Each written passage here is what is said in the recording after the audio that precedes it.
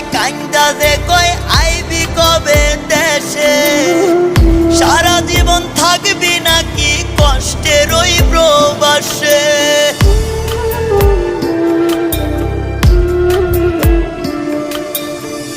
মায় আমায় কান্দা দে কয় আইবি কবে দেশে, সারা জীবন থাকবি নাকি কষ্টের ওই প্রবাসে।